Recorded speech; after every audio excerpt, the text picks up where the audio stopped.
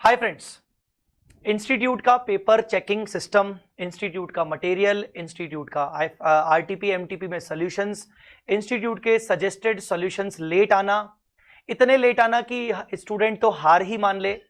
ये कई सारे ऐसे इश्यूज हैं जो अभी कुछ दिनों से बहुत सारे फैकल्टीज रेस कर रहे हैं बच्चों के कहने पर, और एट द सेम टाइम हमारे senior faculties Parveen Sharma sir ने भी अभी फिर से रेस किए हैं। ये गलतियां, ये तरीके, ये जो हो रहा है, इनसे सबसे पहले तो नुकसान किसका है? मैं मानता हूं कि इनसे नुकसान इंस्टीट्यूट का खुद का है। इंस्टीट्यूट का खुद का नुकसान क्यों है? क्योंकि आप अपनी इमेज खुद खराब कर रहे हैं। आप अपनी इमेज खराब कर रहे हैं क्योंकि आप ये समझिए कि अगर ये मैसेज इस तरीके से अगर आपकी तरफ से जाएगा तो डेफिनेटली स्टूडेंट्स को आप किसी भी तरीके से मोटिवेट नहीं कर रहे हो कि वो इस कोर्स में एंट्री लेके सीए बनने की कोशिश करें। क्योंकि इंस्टीट्यूट को भी समझना पड़ेगा कि अब ग्लोबल लेवल पर चार्टर्ड अकाउंटेंसी कोर्स के साथ साथ बाकी कोर्स भी हैं जो इंस्टीट्यूट दूसरे कोर्सेज करके भी उतना ही अच्छा आगे परफॉर्म कर सकता है, कमा सकता है, अपना करियर बिल्ड कर सकता है। ये जितने भी इश्यूज हो रहे हैं, जितनी भी गलतियां फैकल्टीज ने सामने सभी फैकल्टीज लेके आए हैं, शर्मा सर का मैंने आज वीडियो देखा, उन्होंने भी ये गलतियां बताई हैं, क्या क्या चीजें हैं। मैं और पूरी वी स्मार्ट की फैकल्टी टीम, मेरी विशाल सर से भी बात हुई, हम सब कहीं ना कहीं ये जानते हैं कि हाँ, ये इंस्टीट्यूट की गलतियां हैं। कई बार तो ऐसा होता है कि हमें ना चाहते हुए भी बच्चे को ये सब पढ़ाना पड़ता है जो हमें पता रहता है कि वो गलत है। हम ऑल्टरनेट सॉल्यूशंस देते हैं, हम कहते हैं कि नहीं, ये गलत है, इस तरीके से होगा, और ये हमारे रेगुलर लाइफ में होता रहता है, कई बार होता रहता है। मैं आज भी आपको कुछ गलतियां बताऊंगा, जैसा कि शर्मा सर ने बोला कि सभी फैकल्टीज को एक मैसेज दिया कि आप अपनी अपनी तरफ से वीडियोस बनाइए, गलतियां क्या क्या हैं मटेरियल में उनका वीडियोस बनाइए। मैं इस वीडियो में आपको बताऊंगा कि सीए फाइनल के स्टडी मटेरियल में कहां कहां गलतियां हैं। सारी गलतियां तो इकट्ठा नहीं बता पाऊंगा, आज मैं आपको एक गलती बताऊंगा जो कि एक्चुअल में इंड AS 16 के अंदर 2 इलस्ट्रेशंस में है और वो बहुत टाइम से है और कई सारे स्टूडेंट्स को ये पता भी होगी।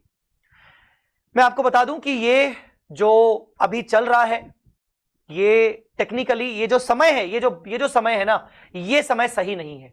इस समय पर सीए के एग्जाम्स आने वाले हैं जहां पर बहुत कम समय बचा है और बस डर इस चीज का है कि यार किसी भी तरीके से नवंबर 22 अटेम्प्ट जिन बच्चों का है वो कहीं से भी डिस्टर्ब ना हो।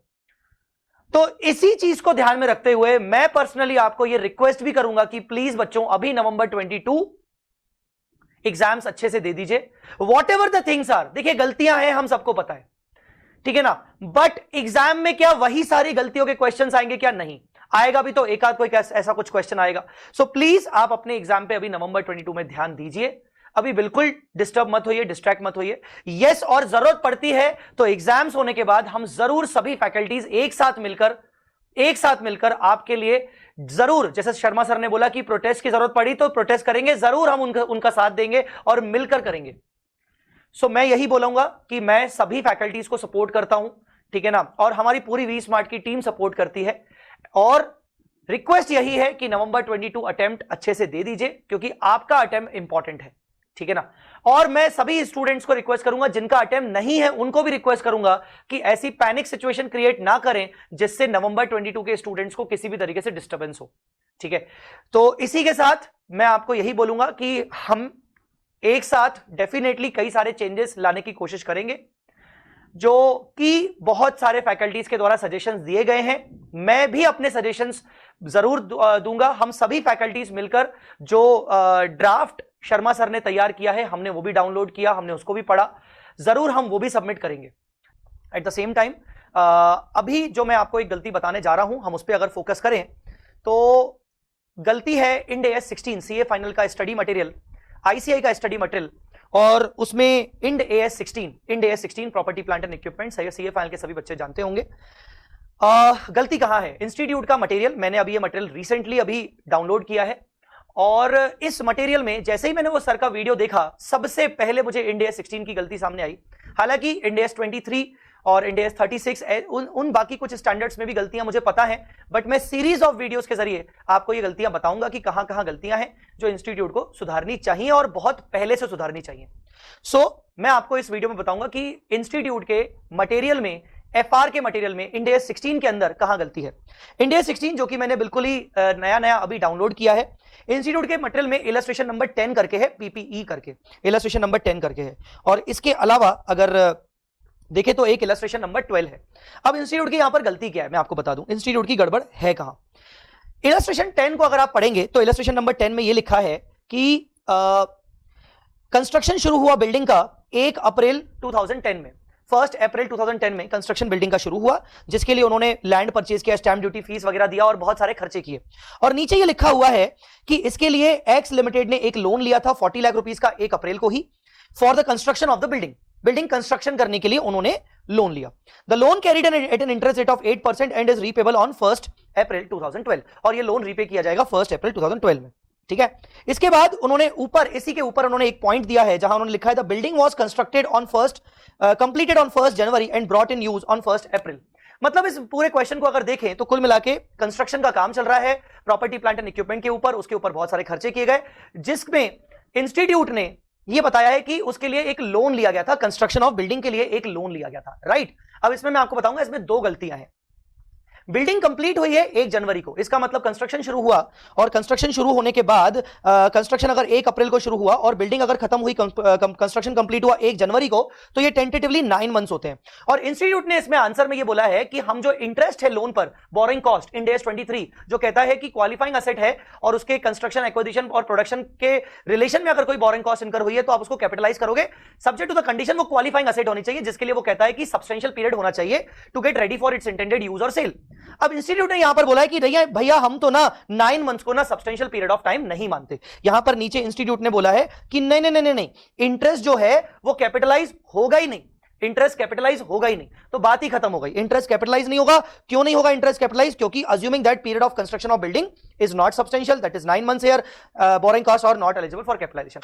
बच्चे को लगा चल ठीक है कोई बात नहीं, 9 महीने हैं, चलो मान लेते हैं कि 12 महीने से कम का पीरियड होगा तो हम मानेंगे कि क्वालिफाइंग एसेट नहीं होगी। But at the same time अगर आप इंस्टीट्यूट का ही मॉड्यूल पढ़ेंगे तो उसमें लिखा है कि सब्सटेंशियल पीरियड को तो वैसे कहीं डिफाइन नहीं किया गया है, but generally a period of 12 months और more can be taken as substantial. हालांकि 12 मंथ से लोअर पीरियड को भी सब्सटेंशियल माना जा सकता है।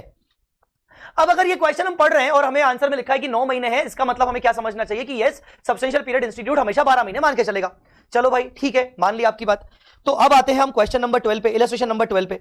इलस्ट्रेशन नंबर 12 में भी ऐसा ही कुछ हो रहा है, जहां वो एक प्रॉपर्टी प्लांट एंड इक्विपमेंट को कंस्ट्रक्ट कर रहे हैं और जिसके लिए उन्होंने लोन लिया।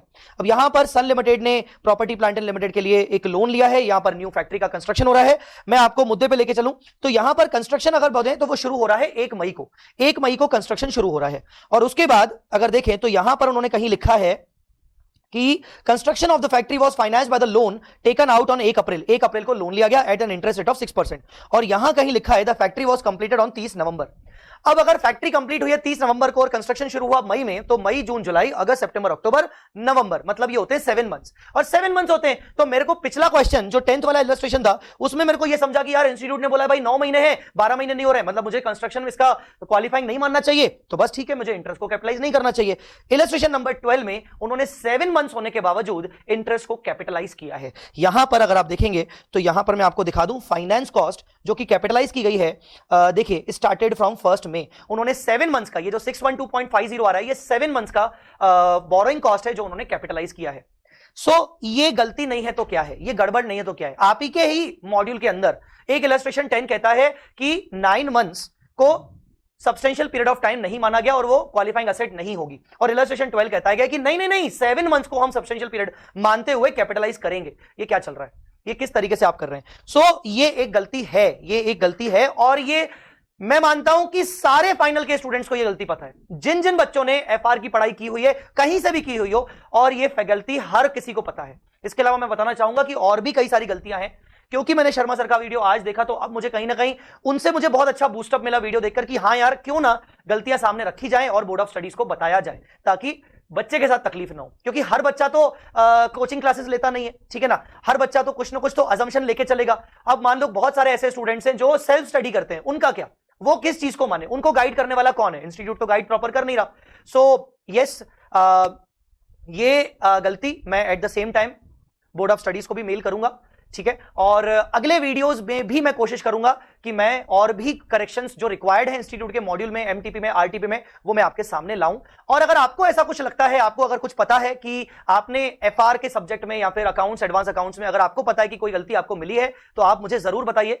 मैं अगर मुझे लगा कि हाँ वो बिल्कुल जेन्युइन मिस्टेक है तो मैं उस पर वीडियो भी बनाऊंगा।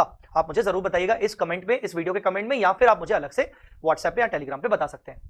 Eight the end I thank Parveen sir once again, thank you so much sir. और डेफिनेटली मुझे लगता है कि this is the time once again कि हम सबको सर का साथ देना चाहिए। और मैं मानता हूं हमारा, मतलब मैं सिर्फ नहीं, पूरा वी स्मार्ट अकेडमी सर के साथ खड़ा है। और डेफिनेटली स्टूडेंट्स के लिए ये चीज करना बहुत जरूरी है। सो मैं, जैसे सर ने कहा, मैं भी सभी फेलो अपने फैकल्टीज को यही रिक्वेस्ट करना चाहूंगा कि हम सभी एक साथ आएं, चाहे हम एक ही सब्जेक्ट में हैं, चाहे हम कॉम्पिटिटर हैं, वो सब बातें दूसरी हैं, बट हमें मिलकर स्टूडेंट के लिए कुछ ना कुछ करना चाहिए। सो थैंक यू बच्चों। अगर आपको कोई गलती और मिलती है तो मुझे बताइएगा, बाकी मुझे भी पता है कुछ गलतियां और हैं, मैं जरूर आपके सामने लाऊंगा। एक और बात, परवीन शर्मा सर ने जो बात कही थी मेमोरेंडम की, वो मैं डाउनलोड कर चुका हूं। ये मेमोरेंडम मैं डाउनलोड कर चुका हूं। एट द सेम टाइम, जैसा उन्होंने कहा था कि डाउनलोड करके हमें इसमें उनको बताना है कि क्या इसमें और हम अपने पॉइंट्स ऐड कर सकते हैं। मैं जरूर इसको पढ़ के बताऊंगा। अगर मुझे लगा कि ये सफिशिएंट है तो मैं इसको सबमिट करने जाऊंगा। जैसा उन्होंने कहा कि ब्रांच में सबमिट करने जाएं, तो मैं जरूर ये करूंगा, सो दैट इससे कुछ ना कुछ हम एक्सपेक्ट कर सकें कि यस इंप्रूवमेंट्स होंगे। सो चलिए, इतना ही काफी है अभी के लिए। थैंक यू, अगले वीडियो में मिलते हैं। Thank you so much.